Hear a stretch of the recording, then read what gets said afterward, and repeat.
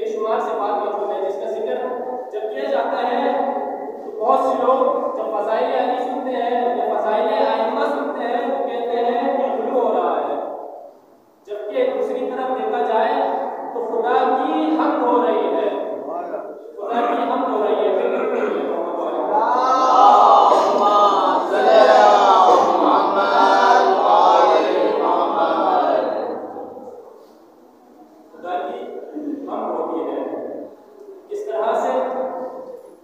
मिसाल सामने की अमीर अल-मोमिनीन के आपके सामने पेश करूंगा। एक बुढ़िया बूढ़ी खातून अमीर अल-मोमिनीन के पास आती है। अमीर अल-मोमिनीन को कहती है कि अमीर अल-मोमिनीन, मेरा बच्चा मर गया है, मैं लावारिस हो गई हूँ, मेरी कोई औलाद नहीं, मेरा ये एक ही फर्जंद था जो कि मर गया है। आप कुछ ऐसा करें कि ये जिंदा हो जाए, इसे हयात बख्श दें, इसे जिला दें। तो अमीर अल-मोमिनीन उस शख्स को, उस नौजवान को ठोकर मारते हैं। आपने वाक़या सुने होंगे अमीर अल-मोमिनीन के, बहुत सारे ऐसे वाक़यात हैं कि अमीर अल-मोमिनीन ने जो है मौलों को जिंदा किया। किस तरह से बात कहने की, जो समझाने की है वो ये कि अमीर अल-मोमिनीन बहरहाल उसको ठोकर मारते हैं तो वो शख्स जिंदा होकर खड़ा हो जाता है। अब जब वो हयात पा जाता है तो अपने इर्द गिर्द देखना शुरू कर देता है, अपने इर्द गिर्द देखता है, अमीर अल-मोमिनीन को देखता है। अब वो जुमला कहने वाला होता है, क्या जुमला? कि यही है वो है कि जिसने मुझे हयात दी, और जो हयात दे वही खुदा होता है। ये जुमला कहने वाला होता है कि अमीर अल-मोमिनीन सजदे में गिर जाते हैं। अमीर अल-मोमिनीन जब सजदे में चले जाते हैं तो वो शख्स लोगों से पूछता है कि क्या हो रहा है, ये किसको सजदा कर रहे हैं? तो लोग कहते हैं कि ये अपने खुदा को सजदा कर रहे हैं, ये अपने खुदा को सजदा कर रहे हैं। तो वो शख्स बेइख्तियार कहता है कि जब ये शख्स इस तरह का हो सकता है तो इसका खुदा कैसा होगा? यानी उस सिफत के जो अमीर अल-मोमिनीन में पाई गई खुदा की, उसके जरिए से खुदा की हम हो गई, उस सिफत के जरिए से खुदा की हम हो गई।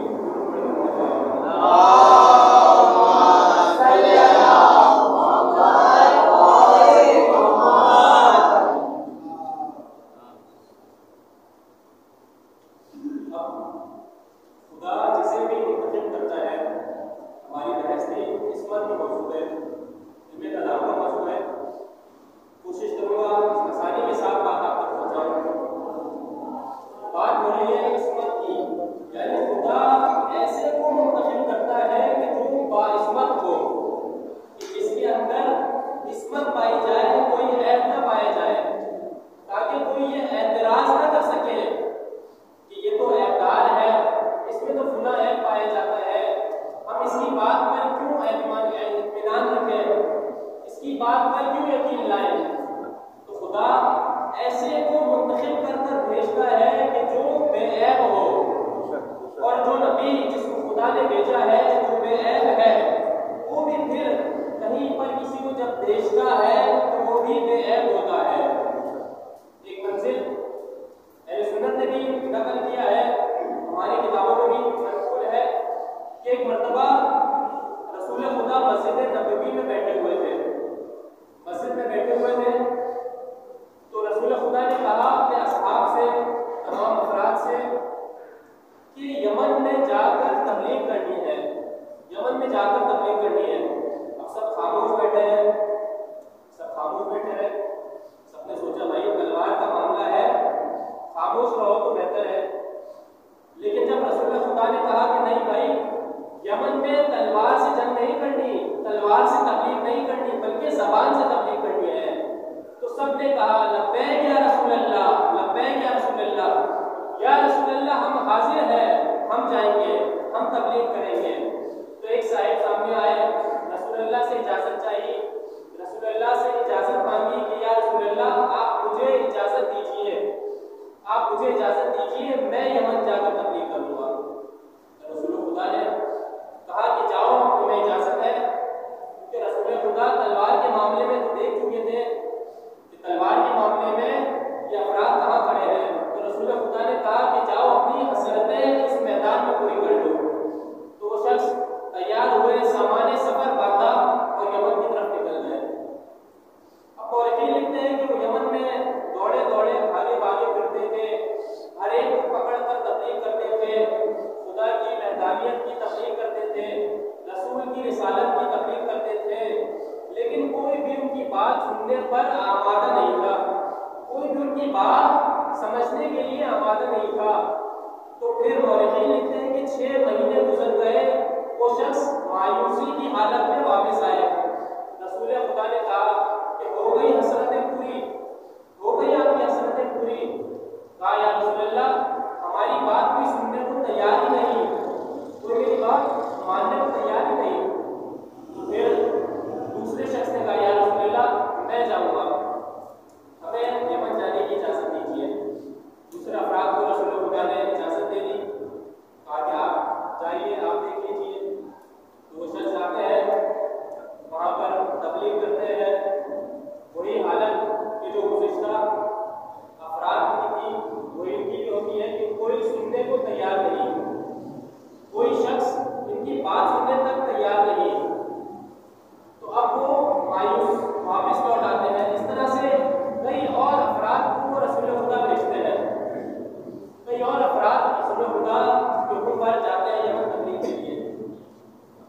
सबकी यही हालत है, फिर रसूल खुदा कहते हैं कि भाई ये सब तुम्हारे बस की बात नहीं, अली को बुलाओ, अली कहाँ है।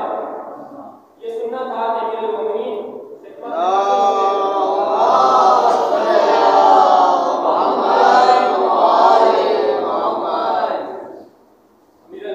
हाजिर होते हैं रसूल की खिदमत में, कहते हैं या रसूलल्लाह क्या हुक्म है। रसूल खुदा कहते हैं कि अली यमन में तबलीग करनी है, लेकिन अब की बार जुल्फ़िकार नहीं चलानी, तलवार नहीं चलानी, बल्कि ज़बान से जंग करनी है। ज़बान से तुमने तबलीग करनी है। अमीरुल मोमिनीन की बात समझ जाते हैं, सामान्य सफर बांधते हैं, यमन की तरफ चले जाते हैं। मौरिखीन कहते हैं कि अली जैसे ही यमन की सरहद पार करते हैं, यमन के अंदर दाखिल होते हैं, तो सब लोग अमीरुल मोमिनीन के गिर्द जमा हो जाते हैं। वही लोग जो देखकर पहले भाग जाते थे, पहले आए हुए अफराद को देखकर भाग जाते थे, बात सुनने को आमादा नहीं होते थे, वो अमीरुल मोमिनीन को देखकर महव हैरत हो जाते हैं। अमीरुल मोमिनीन एक बार खुतबा पढ़ना शुरू करते हैं। अमीरुल मोमिनीन जैसे ही खुतबा पढ़ना शुरू करते हैं, लोग हैरत की हालत में अमीरुल मोमिनीन का खुतबा सुनते हैं, लोग गौर से अमीरुल मोमिनीन का खुतबा सुनते हैं।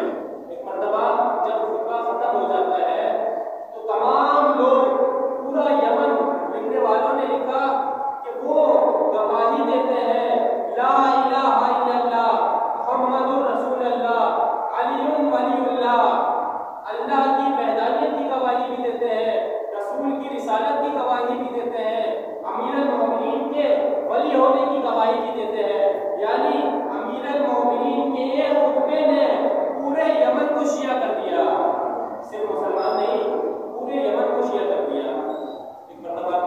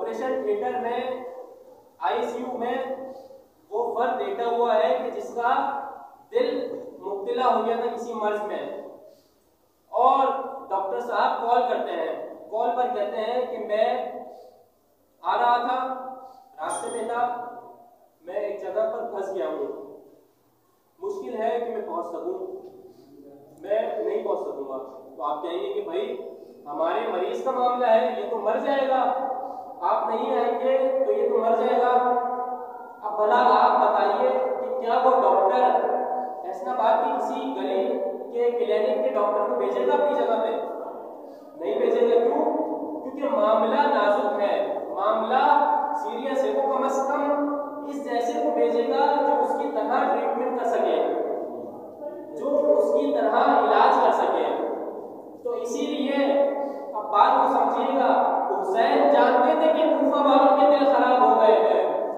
हुसैन जानते थे कि कूफा वालों के दिल में मरज पैदा हो गया है और इनके दिलों के मरज का इलाज सिर्फ मुस्लिम इब्न अकील ही कर सकते हैं। इनके दिलों के मरज का इलाज सिर्फ मुस्लिम इब्न अकील ही कर सकते हैं। अब मुस्लिम इब्न अकील चलते हैं कूफा की जानिब चलते हैं। अब बहुत सारे लोग जिन्होंने कूफा में ऐसे थे कि जिन्होंने इमाम हुसैन अलैहिस्सलाम को नहीं देखा था, तो उनने सुन रखा था कि इमाम हुसैन मसलन इस तरह से होंगे, इमाम हुसैन के लब इस तरह से होंगे, इमाम हुसैन के रुखसार इस तरह से होंगे, इमाम हुसैन की जुल्फें इस तरह से होंगी, इमाम हुसैन की अबा इस तरह से होगी, इमाम हुसैन अमामा ऐसा बांधते होंगे, इमाम हुसैन चलते ऐसे होंगे। तो सबने कहा कि उनका सफीर आ रहा है, उनके सफीर में हम इमाम हुसैन की झलक नजर आ जाए। तो सब लोग दरे कूफा में दरवाज़े कूफा पर जमा हो जाते हैं। किताबों में लिखा है कि एक खुल का आलम था, एक इज्तिहाम था, एक रश था कि जो मुस्लिम इब्न अकील सफीर इमाम हुसैन की ज़ियारत के लिए दरवाजे पर जमा था। तो फिर सबने देखा कि जब जनाब मुस्लिम आए तो जो उन्होंने मुस्लिम बिन अकील से जब मिले तो जो इमाम हुसैन के बारे में सुन रखा था कि मसलन इमाम हुसैन इस तरह से थे, जो उनके जहन में तस्वीर बनी हुई थी, जब मुस्लिम इब्न अकील को देखा तो लोगों ने पूछा कि क्या ये इमाम हुसैन है या मुस्लिम इब्न अकील है, क्या ये इमाम हुसैन है या मुस्लिम इब्न अकील है। तो बहुत सारी रिवायतों में शिया सुन्नी दोनों रिवायतों में ये भी लिखा है कि जनाब मुस्लिम इब्न अकील शबीह रसूल थे, रसूल खुदा की शबीह थे। जिस तरह से जनाब हसन रसूल खुदा की शबीह थे, जिस तरह से जनाब कासिम रसूल खुदा की शबीह थे, उस तरह से जनाब मुस्लिम भी रसूल खुदा की शबीह थे। तो लोग ज़ियारत के मुश्ताक थे। जब जनाब मुस्लिम इब्न अकील तशरीफ लाए, कूफा तशरीफ लाते हैं, हज़ारों की तादाद में लोगों ने आकर बैठ की। किताबों में लिखा है 18,000 से ज़्यादा अफराद ने मुस्लिम इब्न अकील के आकर हाथों पर बैठ की। अब कोई कहता है कि मुस्लिम आइए आप हमारे घर मेहमान ठहरिए, मुस्लिम आइए आप हमारे घर मेहमान ठहरिए। अब मुस्लिम कहते हैं कि नहीं, पहले मुझे वो खत पढ़ने दो जो इमाम हुसैन ने तुम्हारे नाम लिखा है, पहले मुझे वो खत पढ़ने दो। दुरूद पढ़े बाबा साहब।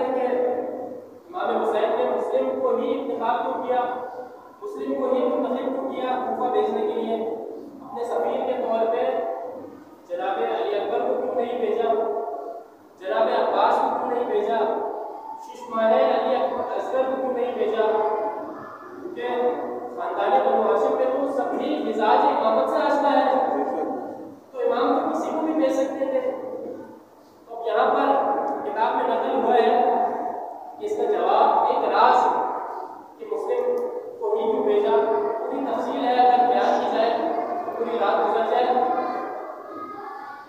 जगह इशारा हुआ कि इस चीज का राज कि मुस्लिम को नहीं भेजा, मुस्लिम को नहीं भेजा, ये मुस्लिम के नाम में पोशीदा है, मुस्लिम के नाम में पोशीदा है। अब देखिए कि मसलन जनाबे अली अकबर को भेजते हैं, अली अकबर के नाम में अली है, अली में अलीमियत है, बुलंदी है, बुजुर्गी है। अब अगर अली अकबर को भेज देते तो लिखने वाले लिखते थे कि अली अकबर को भेजा था, हुसैन का जंग का इरादा था।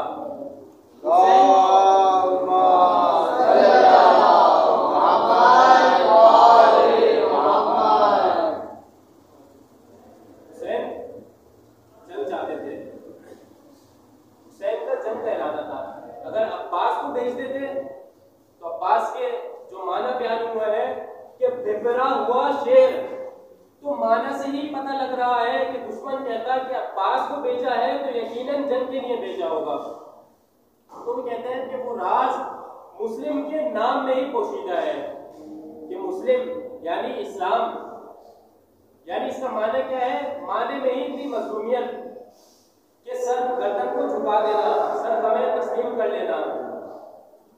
तो नाम से ही इस बात की तरफ इशारा होता है कि इमाम हुसैन ने सियासत इलाहिया के तहत क्यों मुस्लिम का इंतखाब किया, मुस्लिम का इंतखाब क्यों किया। अब लोग आए, बहुत सारे जनाब मुस्लिम के हाथ पर बैत थी और बैत करते जाते थे और मुस्लिम के हाथ पर, और मुस्लिम को कहते थे कि आप आइए हमारे घर मेहमान ठहरिए। अब जनाब मुख्तार ने कहा कि आप हमारे घर पे मेहमान ठहरिए। मुस्लिम ने जनाब मुख्तार के घर का इंतखाब किया। अब इस्मत की बहस हो रही थी, इस्मत की बात चल रही थी कि अल्लाह जिसे भेजेगा वो बाइस्मत होगा। अल्लाह ने आइमा को भेजा, आइमा जिसे भेजेंगे उसका भी बाइस्मत होना, पाकीज़ा होना जरूरी है, पाकीज़ा होना जरूरी है। अब इमाम हुसैन तो मासूम है, इमाम हुसैन तो मासूम है, अब इमाम हुसैन जिसे भेजेंगे उसका भी मासूम होना जरूरी है, उसका भी मासूम होना जरूरी है। यानी क्या हुआ, यानी हमारा अकीदा क्या है कि मुस्लिम इब्ने अकील भी मासूम है, मुस्लिम इब्ने अकील भी मासूम है। ये बात बड़े बड़े उलमा ने किताबों में लिख दी। जनाबे अब्बास की इस्मत के बारे में बहस हुई, जनाबे बीबी ज़ैनब की इस्मत के बारे में बहस हुई, बड़े बड़े उलमा ने इसको जिक्र कर दिया किताबों में। एक चीज होती है सिफत, सिफात, एक चीज होती है ओहदा। अब मसलन एक मिसाल आप सबको जगाने के लिए बयान करूं, रसूल खुदा ने कहा था कि अगर तुम्हें आदम का इल्म देखना हो, आदम का इल्म देखना हो, अगर तुम्हें नूह की निजावत देखनी हो, अगर तुम्हें ईसा का ज़हर देखना हो, अगर तुम्हें मूसा की हैबत देखनी हो तो तुम अली को देख लेना, तो तुम अली को देख लेना। अब देखें अली के अंदर की तमाम सिफात आकर जमा हो गई, लेकिन अली नबी तो नहीं, अली नबी तो नहीं। अब आया ये कहाँ लिखा है कि जो इमाम नहीं वो मासूम भी नहीं, जो इमाम नहीं वो मासूम भी नहीं। अब मसलन 10 सिफतें हैं, ओहदे के लिए कहा गया है कि मसलन कि जिसमें ये 10 सिफात होंगी उसको ये ओहदा मिलेगा। तो बहरहाल ये बड़े बड़े उलमा ने बहस की है इस्मत के बारे में, आइमा के अलावा जो दीगर शख्सियात हैं मासूम। और फिर आखिर में कानून ये भी बयान कर दिया कि भाई हम मासूम उसको मानेंगे कि जिसको बेऐब पाएंगे। इस्मत का अगर माना देखा जाए तो ये ना कि बेऐब होना, कि मासूम होना, हर बुराई से पाकीज़ा होना। तो उलमा ने एक तारीफ ये भी लिख दी कि अगर हम देखेंगे कि इस शख्सियत में कोई ऐब नहीं पाया गया तो वो मासूम है। तो आप जो एतराज़ करते हैं कि जनाब अब्बास कैसे मासूम हुए, जनाब मुस्लिम कैसे मासूम हुए, जनाब ज़ैनब कैसे मासूम है, तो अपनी किताबों में, अपने आलिम दीन की लिखी हुई किताबों में आप कहीं ये लाकर दिखा दीजिए कि इनसे फुला काम हुआ था, इनसे फुला ऐसा काम अंजाम इन्होंने दिया था कि जिसको बुनियाद बनाकर हम कह सकें कि ये मासूम नहीं। अब अगर कोई ऐसी चीज नहीं मिल रही,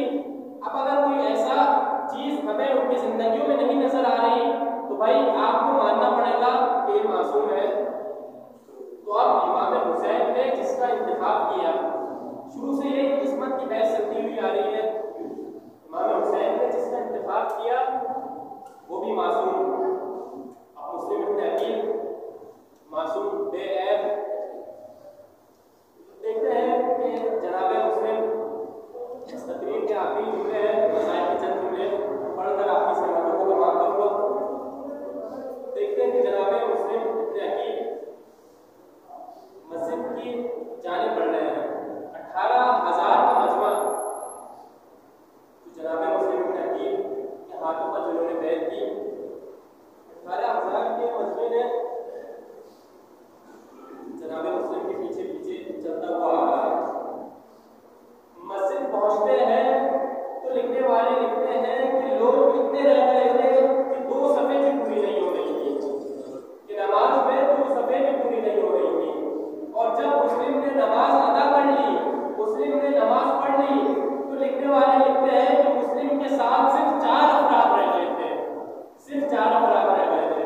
अब जनाब मुस्लिम बाहर निकलते हैं, गली में आगे की तरफ बढ़ते हैं, पीछे मुड़ के देखते हैं कि मुस्लिम तुम्हारे साथ कोई भी ना रहा, मुस्लिम तुम्हें सबने तरह छोड़ दिया।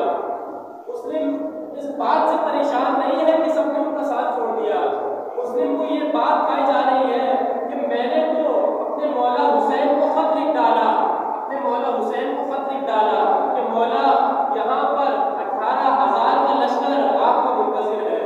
अब मौला कहीं कूफा तशरीफ न ले आए, क्योंकि अगर मौला तशरीफ ले आए तो मौला बीबी ज़ैनब को भी साथ लाएंगे, बीबी उम्मे कुलसूम को भी साथ लाएंगे। इसी आलम में, उदासी के आलम में जनाब मुस्लिम इब्न अकील आगे बढ़ते हैं, आगे बढ़ते हैं, देखते हैं एक चबूतरा है, चबूतरे पर जाकर बैठ जाते हैं। चबूतरे पर बैठ जाते हैं तो देखते हैं कि एक दरवाज़ा जो चबूतरे के नज़दीक था, वो दरवाज़ा खुलता है। दरवाज़ा खुलता है, एक बुढ़िया बाहर आती है, वो कहती है कि शख्स तू यहाँ पर क्यों बैठा है, तू यहाँ पर क्यों बैठा है? तूने सुना नहीं कि कूफे में इब्न ज़ियाद एक शख्स मुस्लिम इब्न अकील की तलाश में है, जा तू अपने घर जा, कहीं तू बेमौत न मारा जाए, कहीं तू बेमौत न मारा जाए। तो जनाब मुस्लिम उस बुढ़िया से कहते हैं कि औरत क्या मुझे एक गिलास पानी मिलेगा, एक गिलास पानी का मिलेगा? जनाब वो औरत बुढ़िया पानी लेकर आती है, जनाब मुस्लिम पानी पीते हैं। वो बुढ़िया पूछती है कि जा तू अपने घर क्यों नहीं जाता, तेरी सौजा तेरी बहनें इंतजार कर रही होंगी। जनाब मुस्लिम कहते हैं कि मैं कूफा शहर में गरीब हूँ, मुझे सबने तला छोड़ दिया, मैं कूफा में गरीब हूँ, मेरी यहाँ पर कोई बहन नहीं है, मेरा यहाँ कोई घर नहीं है। तो औरत पूछती है कि शख्स तेरा नाम क्या है? जनाब मुस्लिम कहते हैं कि औरत मैं ही मुस्लिम इब्न अकील हूँ, मैं ही मुस्लिम इब्न अकील हूँ। औरत जनाब मुस्लिम को अपने घर में ले जाती है, एक गुजरा तैयार करती है, जनाब मुस्लिम को कहती है कि आप इसमें आराम फरमाइए।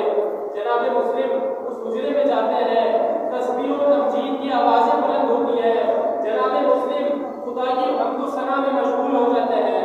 इतने में जनाब मुस्लिम की आँख लग जाती है।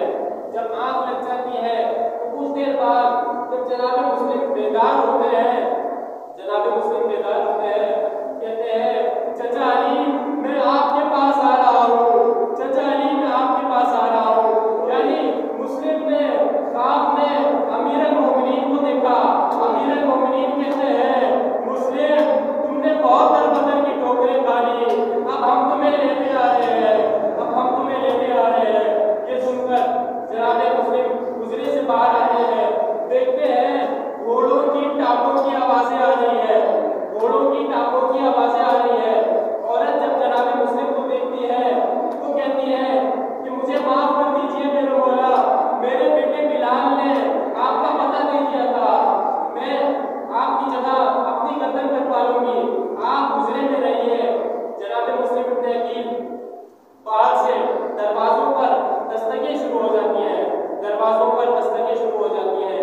कोई आग फेंकता है, कोई दरवाजे पर पत्थर मारता है। अब जनाब मुस्लिम इब्न अकील खड़े हो जाते हैं, वो औरत रोकती है। जनाब मुस्लिम कहते हैं कि बनी हाशिम के मर्दों को गवार नहीं कि कोई दरवाजे पर आग मारे और वो घरों में बैठे रहे। आए मैं सलाम कहूँगा मेरे मौला मेरे मोमिनीन को कि जिनके घर पर आग जलाई गई, वाले गुर्बत अमीरुल मोमिनीन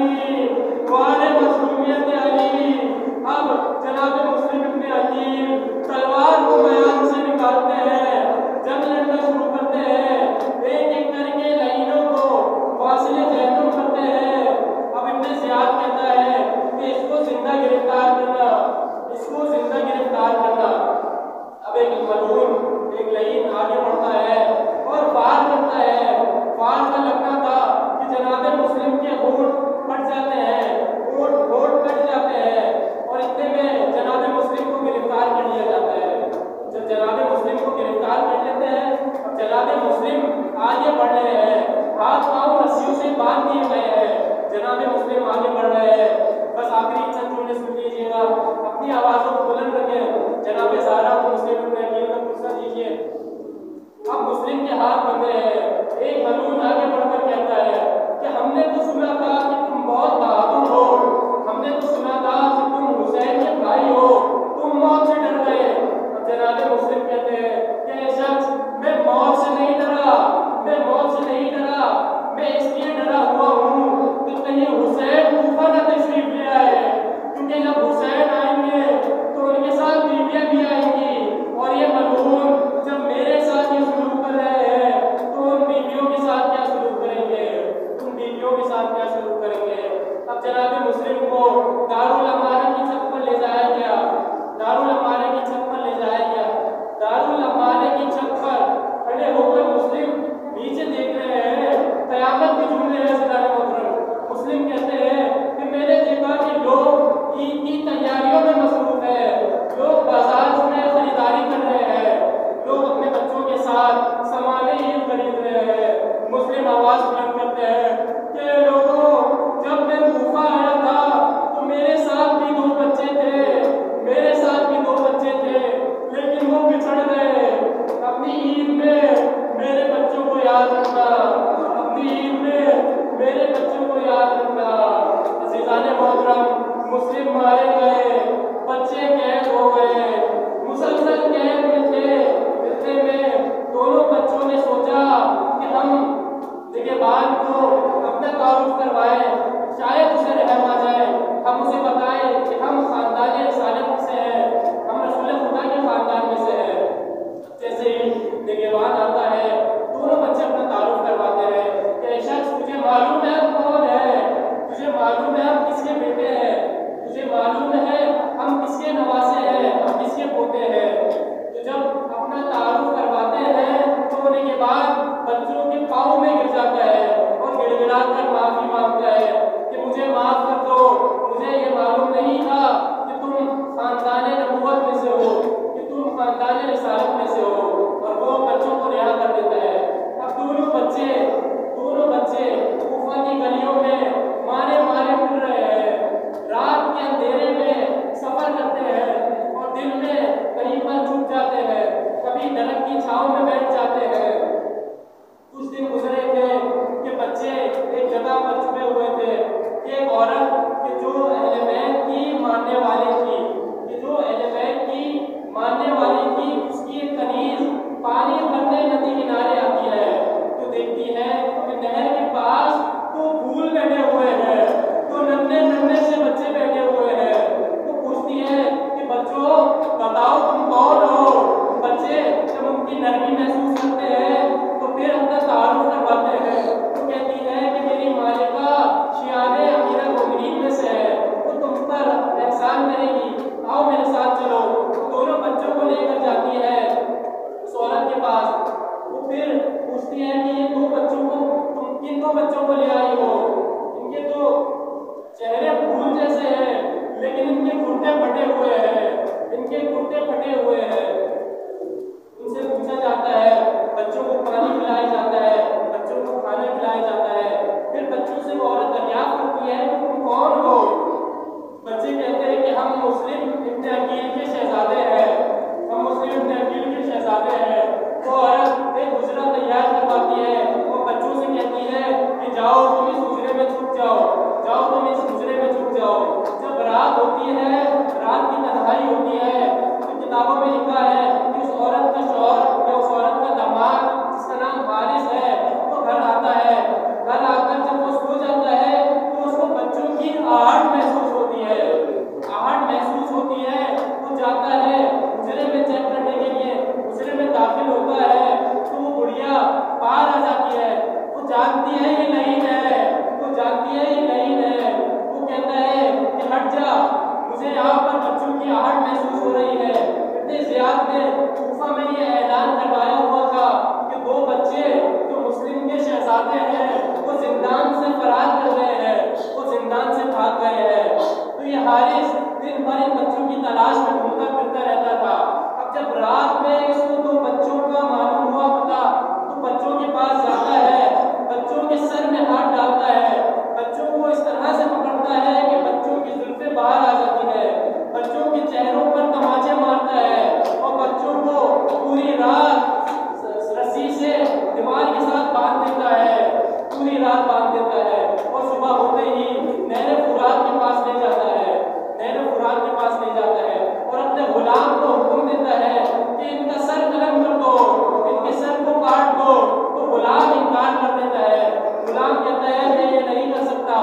हारिस अपने बेटे को कहता है कि इन दोनों बच्चों का सर कलम कर दो, इन दोनों बच्चों का सर काट दो। बेटा भी इनकार कर देता है। तो फिर खुद आगे बढ़कर कहता है कि अगर तुम दोनों इनकार करोगे तो मैं खुद इनकी गर्दन काट दूंगा, मैं खुद इनकी गर्दन काट दूंगा। अज़ीज़ाने मोहतरम, आखिरी जुमले हैं। वो तलवार निकालता है, देखता है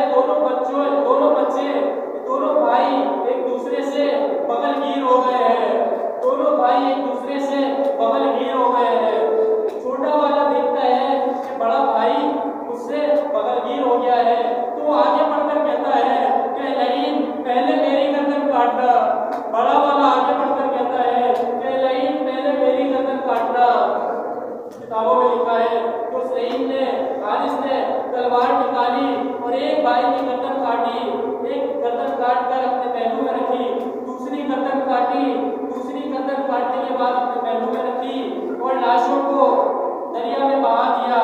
दोनों सरों को लेकर जब वो अपने ज़ियाद के पास पहुंचता है, अपने ज़ियाद कहता है कि लईन, मैंने तो तुझे इन बच्चों के कत्ल करने का हुक्म नहीं दिया था, तूने कितनी बेदर्दी से इनको मारा है, उनके चेहरों पर अभी तक तमाचों के निशान है, तूने किस कदर जुल्म किया है। और जलाल के आलम में जल्लाद को कहता है कि इसको ले जाओ और उसी तरह से इसका सर कलम करो कि जिस तरह से इसने बच्चों को काटा था। अब वहाँ दरियाए फुरात के पास पहुंचा जाता है। इब्ने ज़ियाद कहता है कि यहाँ पर खून की धारें तो मुझे समझ में आती हैं कि खून की धारें यहाँ पर बही होंगी, लेकिन ये एड़ियों के निशान किसके हैं?